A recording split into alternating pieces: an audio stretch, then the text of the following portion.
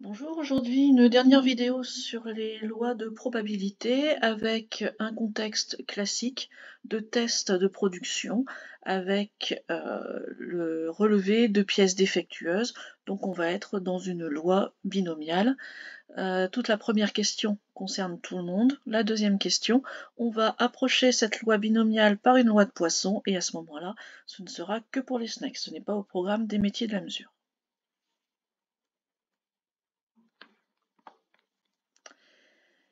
Ici, donc, en rentrant un petit peu dans le détail, on prélève donc 250 pièces dans la production.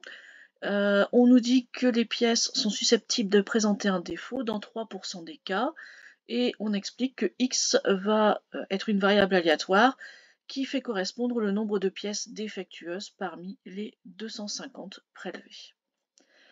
En première question, on vous demande la probabilité qu'une pièce tirée au hasard présente un défaut. C'est lié aux 3% qui sont annoncés dès le départ. C'est simplement le basculement du pourcentage à la probabilité. Je vous rappelle qu'un pourcentage, ce sont des statistiques, donc c'est un relevé que l'on a fait dans la pratique. Or, une probabilité, c'est quelque chose de théorique. Donc là, on peut estimer que la probabilité d'avoir une pièce défectueuse sera de 0,03. En deuxième question, on vous propose de justifier comme d'habitude que x suit une loi binomiale. Nous avons les trois étapes habituelles, le succès, la répétition et la variable aléatoire. J'avais déjà fait une vidéo précédente dessus, donc j'ai un peu abrégé. Au niveau du succès, donc, on va tester si une pièce est défectueuse ou non. La pièce donc sera défectueuse, ça correspondra à un succès avec une probabilité de 0,03. C'est ce que l'on a vu en première question. Ensuite, on va répéter ce test sur 250 pièces, donc 250 fois, et les mots qui sont absolument indispensables dans votre rédaction de façon indépendante et sous les mêmes conditions. Alors ici, c'est pas vraiment écrit dans l'énoncé. Dans un énoncé d'examen, ce sera beaucoup plus insisté. C'est simplement que ici, on estime que la production est assez grande pour qu'on n'ait pas besoin de remettre les pièces pour être dans les mêmes conditions. Ensuite, la troisième étape, c'est la variable aléatoire. Donc bien dire que x est un compteur de succès, c'est ce qui confirme que l'on a bien défini le succès. Ici, x correspond bien au nombre de pièces défectueuses.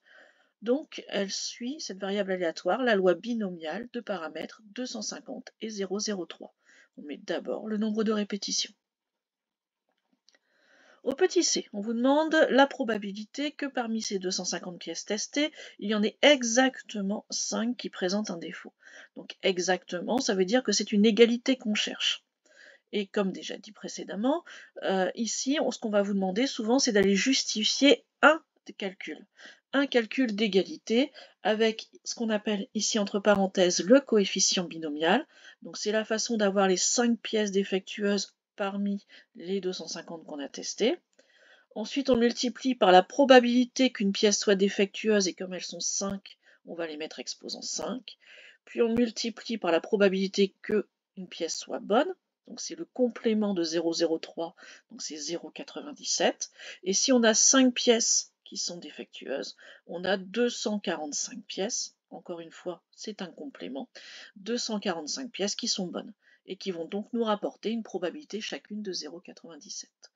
On obtient 0,109, ce que vous pouvez aller vérifier à la calculatrice avec vos fonctions binôme FDP ou binôme BPD pour la Casio.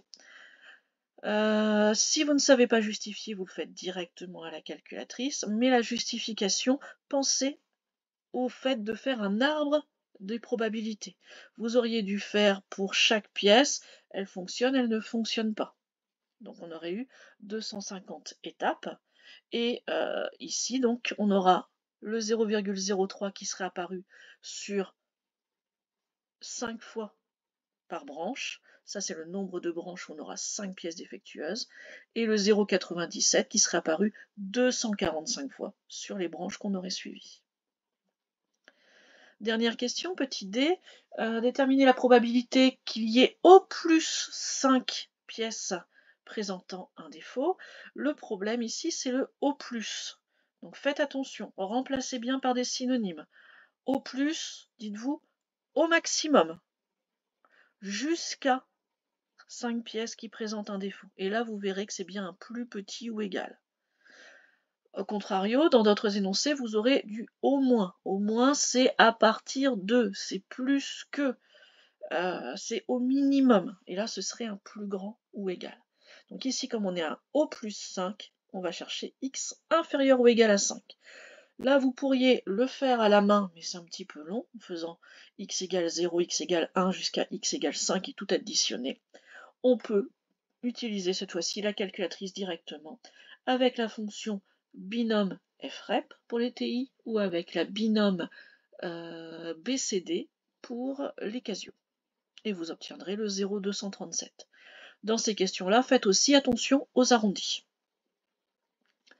On s'arrête là pour les métiers de la mesure. Pour les SNEC, par contre, on va continuer sur une variable aléatoire y qui va approcher la variable x avec une loi de Poisson. Ici, la loi de Poisson est intéressante puisqu'on est dans une probabilité qui est quand même assez faible, 0,03. On pourrait vous demander si la loi de Poisson est bien appropriée. Si on ne vous donne aucun commentaire dessus, aucune indication, vous dites simplement que c'est effectivement parce que vous avez une probabilité qui est faible de réussite. Si on veut que vous justifiez vraiment correctement, on vous donnerait les critères pour dire que oui, l'approximation est bonne. Donc ici, ce n'est pas le cas, on ne vous le demande pas, on l'admet. On vous demande de justifier le paramètre lambda. Une loi de Poisson est basée sur un seul paramètre qui est lambda, et ce paramètre lambda, c'est l'espérance de notre loi de Poisson. Pour que notre loi de Poisson soit une bonne approximation de notre loi binomiale, il faut au minimum que leur espérance corresponde. Donc on va aller chercher l'espérance de la loi binomiale qui était là avant. Dans le cadre d'une loi binomiale, je l'ai répété, l'espérance c'est n fois p.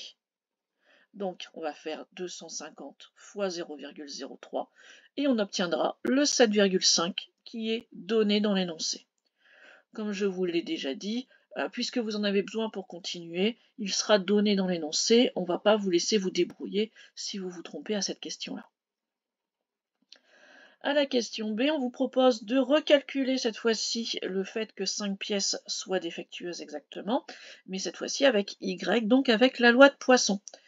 On va donc utiliser la formule de la loi de Poisson que je vous ai rappelée ici en rouge. La probabilité que y soit égal à k, c'est l'exponentielle de moins lambda fois lambda exposant k sur la factorielle k. On remplace donc notre lambda par 7,5, on remplace k par 5, on fait le calcul à la calculatrice, on peut aller vérifier comme d'habitude avec les lois de distribution qui sont directement entrées dedans. On obtient 0,109. Ce qui nous rassure, de toute façon on vous demandait de comparer avec le résultat de la question sur la loi binomiale, on obtient la même chose. Donc c'est bien cohérent, nos résultats sont cohérents et on repart de l'examen en étant vraiment rassuré. Voilà. On s'arrête là donc pour les lois de probabilité. Au revoir.